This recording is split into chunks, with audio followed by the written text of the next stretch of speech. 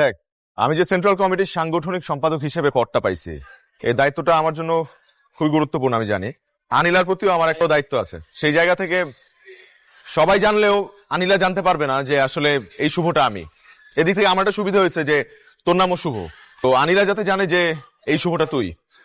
আজ কোনো অসুবিধা নাই, মানে ব্যাপারটা হইতেছে ওই তোমাদের সাংগঠনিক সম্পাদক তো এই শুভ আছেই, জাস্ট আনিরা জানবে সাংগঠনিক সম্পাদকটা আমি।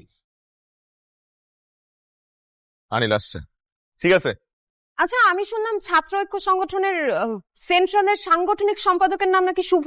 আমি ভাবতেছি তোমার কথা বলতেছো, আর আমার তো প্রচন্ড মেজাজ খারাপ হয়ে গেছে। তাহলে আমি আগিকা দিয়ে নামটা চেঞ্জ করে ফেলাই। আমার নাম কি? শুভ। আরে বাবা, তুমি যা শুনছো ঠিকই শুনছো, কিন্তু ওই শুভ তো আমি না, ওই শুভ ওর নামও শুভ না। আচ্ছা, প্রথমে কংগ্রেচুলেশন জানাও। কনগ্রাচুলেশনস। Thank you. খুব কষ্ট করছি, ও দেখছে অনেক কষ্ট করছি, এই কষ্টের ফলটা পাইলাম। সাংগঠনিক সম্পাদক, এখন দায়িত্ব বেড়ে গেছে, আরো কাজ করতে হবে, তোমাদের উন্নয়নের কাজ করতে হবে, দেশের উন্নয়নের কাজ করতে হবে। এটা অনেক বড় একটা পোস্ট, বুঝছো? তো ইন ফিউচারে যেন আরো ভালো জায়গায় যেতে পারি। তুমি এত বড় রাজনৈতিক ফ্যামিলি থেকে বিলং করো, বাবা, আত্মীয় স্বজনরা সবাই রাজনীতি করে, এমন কোন ছেলে কেন তোমার পছন্দ না যে পলিটিক্স করে? আমার মায়ের জন্য ছোটবেলায় খুব কাছ থেকে মায়ের কষ্টটা দেখেছি। বাবার জন্য সারাক্ষণ টেনশনে থাকতো, মামলা হামলা মারামারি কাটাকাটি, এগুলো কোনো কিছু নিতে পারতো না। আমার মা যে লাইফ লিড করেছে, আমি ওই লাইফটা চাই না। আমি এই সাংগঠনিক সম্পাদকের পদটা ছেড়ে দিব। এই দেখ, তোকে বড় ভাই কি কয়, কষ্ট করে আমরা সাংগঠনিক পদটা নিয়ে দিলাম, এই পদটা নাকি ছেড়ে দিব? এই তুই কি পাগল হয়ে গেছিস? তুই কত মারে? আমি পাগল হয়ে নাই, আমি যে সিদ্ধান্ত নিচ্ছি এটাই ফাইনাল। আনিলারে লাগবো। শুভ সংবাদ দেওয়ার জন্য ডেকে পাঠিয়েছেন। শুভ সংবাদ।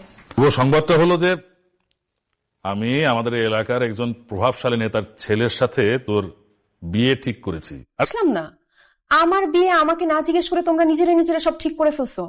আমার পছন্দ অপছন্দ এগুলো আগে একটু জিজ্ঞেস করে নেবা না? ছেলেকে পছন্দ থাকে তাহলে তোর বাবাকে বলতে পারিস। আচ্ছা বলতো, তুই কি কোনো ছেলেকে পছন্দ করিস? কি নাম ওই ছেলের? শুভ। ও আমার সাথে একসাথে ইউনিভার্সিটিতে পড়ে। কর, ওই ছেলেটাকে খবর পাঠায় এখানে আসতে বল। আসসালামু আলাইকুম। ওয়ালাইকুম আসসালাম। আমি আসলে এই এলাকায় আমি শ্বশুর বাড়ি যাবো। এটা কি বড় পক্ষের গাড়ি মনে গেছে যে আপনার নাম শ্বশুর বাড়ি যাবো? আপনাদেরকে দেখে মনে হয় এলাকার শুভ। ও শুভ, তুমি তো আমাকে এলাকার না, এই জন্য আমাকে চিনতে পারো নাই। জি। এই এলাকার গাছপালা কুত্তা বিলাই সব করে চিনে। তো আমগো এলাকায় কতদিন ধরে প্রেম করতেছো? 4 বছর, এই ভার্সিটির প্রথম থেকেই আমাদের প্রেম। ভালো, প্রেম ভালো লোকের কথা শুনলে মনে ভিতরে কেমন লাগে। আসলে ভাইয়া ঠিকানা আসছে, ঠিকানা আসছে। তাই কোন বাড়ি? কোন বাড়ি? মেয়ের নাম কি? আনিলা। বাবা, ও শুভ, ওর কথাই বলেছিলাম। আসসালামু আলাইকুম। ওয়ালাইকুম সালাম। বসো। ইয়ে, তোমরা এক কাজ করো, ভেতরে যাও, একটু চা নাস্তার ব্যবস্থা করো, আমি ওর সাথে একটু আলাদা কথা বলতে। তো শুভ, বাবা কি করেন? প্রিন্সিপাল। স্কুলের প্রিন্সিপাল। উনি কি পলিটিক্স করেন? মানে না। ও, উনি রাজনীতি করেন না। মানে তোমার ফ্যামিলিতে কেউ রাজনীতি করেন? মানে তোমার? জি না আঙ্কেল, আমার পরিবারে কেউ রাজনীতির সাথে জড়িত নয়।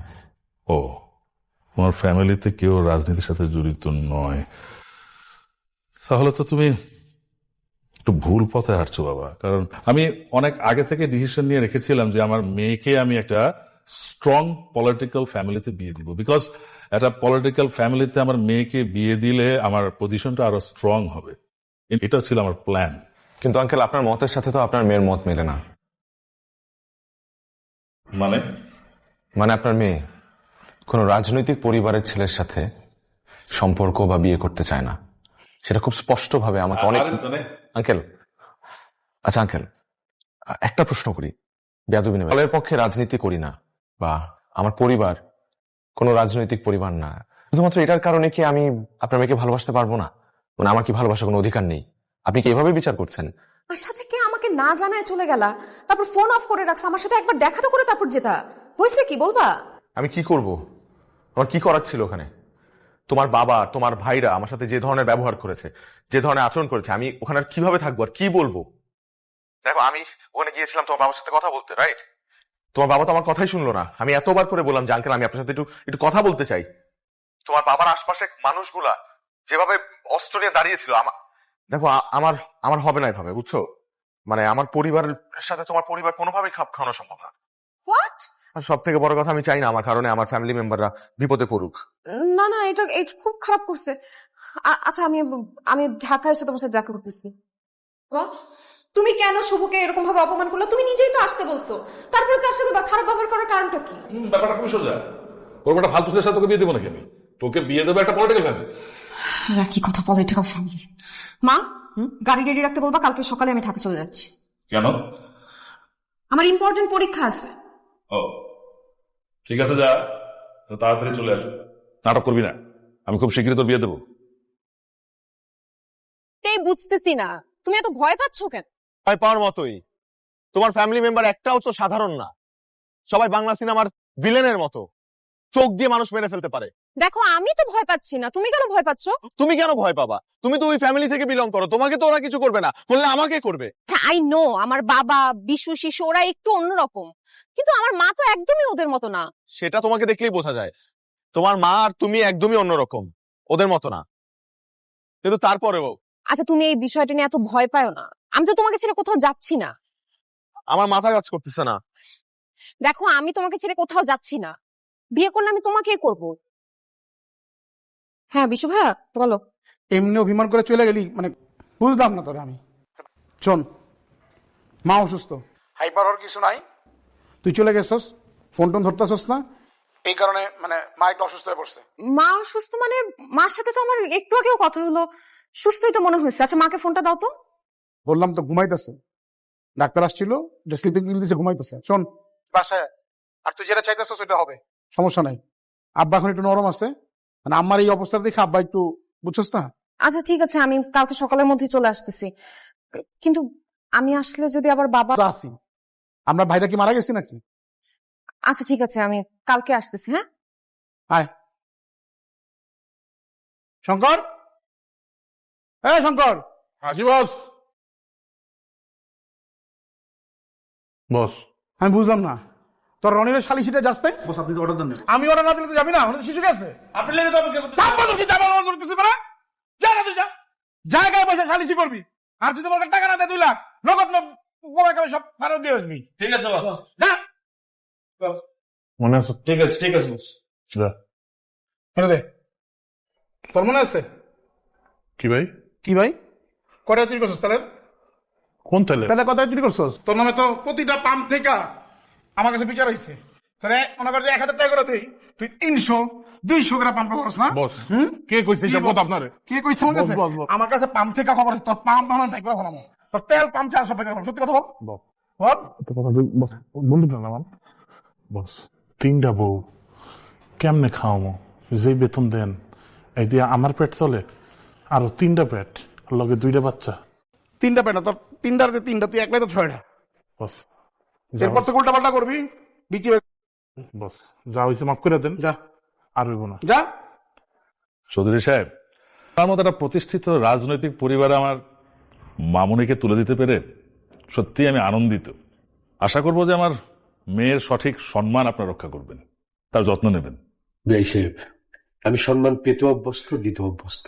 আপনি নিশ্চিত থাকুন, মামুনি পরিপূর্ণ সম্মান সাথে আমার রেখে থাকবে। চাচা,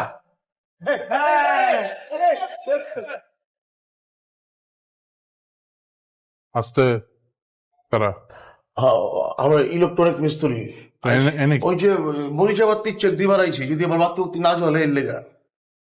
সারাদিন তো দেখলাম না আপনাকে। ও সারাদিন কাছে না, কিছু সিফট চেঞ্জ হয়েছে তো, ওস্তাদে করে দিচ্ছে দোকান থেকে, তোরা দুজন যা, ওরা দুজন রেস্টে। আর ওই সব আমার সার্গেট ফোরখেন না। করোনা মরোনা গেছে আরো কত বছর আগে, ও মাস্ক পরে লইছে কে? ও মাস্ক পরছে, আর তো জ্বর আইছে বুঝছেন, 3 দিন ধরে কাশি দিতেছি। তো ভাই আপনার মানে চাচা, আপনার বোনের বিয়া তো, যদি ব্লিকমিক থাকে সমস্যা না, বাকি তো সব জ্বলতে হইব, তাহলে কামটা কি শুরু করবো? কাম কাজ পারেন তো ঠিক মতো? চুল বাল পাকা লাইলাম, আপনি কি করছেন এটি? সেই ঠিক আছে, যান। কেমতে যাবো, আপনি কি আছে, আপনার তো যাবো পাবো না। আপনার নাম কি?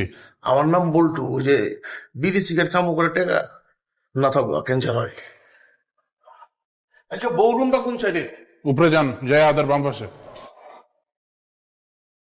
কি গো? এখানে আসতে আমি রুমে গেছি, ছাদে গেছি, বারান্দায় গেছি, সব জায়গায় ঘুরছি, কোথাও আনি না ভাই। কি বলছিস তুই? সেটা আমি জানি না। আব্বা, শঙ্কর বলল কারেন্টের মিস্ত্রি সেজে দুইটা ছেলে ঘরের ভিতরে ঢুকছে, সম্ভবত আনিলা ওদের সাথে পালাইছে। কি আজে এলাকার কিছু লোক আনিলাকে এক অপরিচিত ছেলের সাথে দেখছে কিছুক্ষণ আগে। তো ছেলে নিশ্চয়ই এটাই হারাম জাদা সুপর কাজ। বিশু, বাবা, শিশু, বাবা, বাস স্ট্যান্ড, লঞ্চ ঘাট, রেল স্টেশন, সব জায়গায় লোক পাঠা। যেখানে হারাম জাদাকে পাবি একটা যা। ভাই ভাই আমি অনেক বড় একটা বিপদে পড়ছি। আমি যে মেয়েকে ভালোবাসি সে তার আজকে বিয়ে হয়ে যাচ্ছে। তার বাবা মা জোর করে ওকে অন্য জায়গায় বিয়ে দিয়ে দিচ্ছে। ভাই ভাই প্লিজ আপনি আমাকে বাঁচান। আমাকে ওর ওর বাবার লোকজন চেজ করতেছে ভাই। আমি এখন দেওয়ানগঞ্জ রেল স্টেশনে আছি। ভাই প্লিজ কোন রকম একটু বাঁচান আমার এখান থেকে। জি ভাই। আমাদের ঢাকার সেন্ট্রাল কমিটির এক বড় লিডার, সাংগঠনিক সম্পাদক। ও প্রেমজনিত কোন একটা ঝামেলায় তোমার এলাকায় আটকা পড়ছে, ওকে সেভ করো। লিডার লিডার মানে ব্যাপারটা হচ্ছে কি লিডার, আমার মেয়ের বিয়ের লিডার ঝামেলায় পড়ে গেছে লিডার, অনেক ঝামেলা চলছে লিডার এর মধ্যে। আহা, আমি বললাম তো একটা ঝামেলায় পড়ছে, তুমি আগে সেখানে যাও। শোনো, ঢাকা থেকে অনেক ফোন আসছে, অনেক বড় বড় লিডার ফোন করছে। তুমি একটু দেখো, পার্সোনালি যাও। আচ্ছা লিডার, আপনি যখন বলছেন তখন তো সেটা আমার কাছে বেদ বাক্য লিডার, মানে আপনি যা বলবেন তাই তো। আসসালামু আলাইকুম ভাই।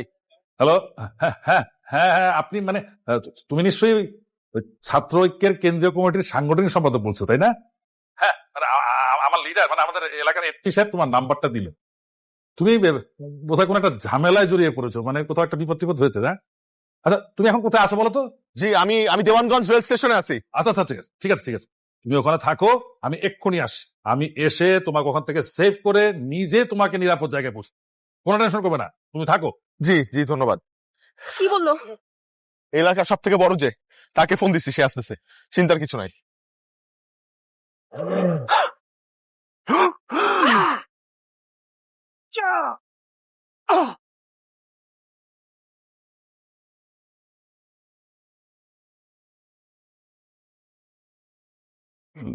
লিডার আপনি? তুমি কাকে মারতে এসছো? তুমি জানো ওকে? হ্যাঁ জানি তো, ওই তো আমার মেয়েকে উঠে নিয়ে যেতে এসছে। ও সেন্ট্রাল কমিটির একটা বড় লিডার। আনিলাম আমি তোমাকে।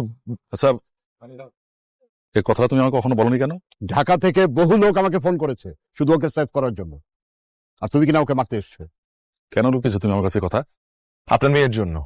আপনার মেয়ে এগুলো পছন্দ করে না।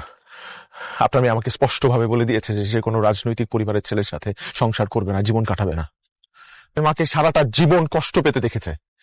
তার পরিবারের প্রতি অবহেলা, অবজ্ঞা, বদব্যবহার, মারামারি, কাটাকাটি, এগুলা সে চায় না তার সাথে হোক। এই কারণে সে চায় তার জীবন সঙ্গী যাতে এ সবকিছু থেকে দূরে থাকুক। আনিলা তুমি আমাকে মাফ করে দাও প্লিজ। আমি তোমার কাছে এত বড় একটা কথা গোপন করেছি, আমাকে তুমি মাফ করে দাও। কিন্তু বিশ্বাস করো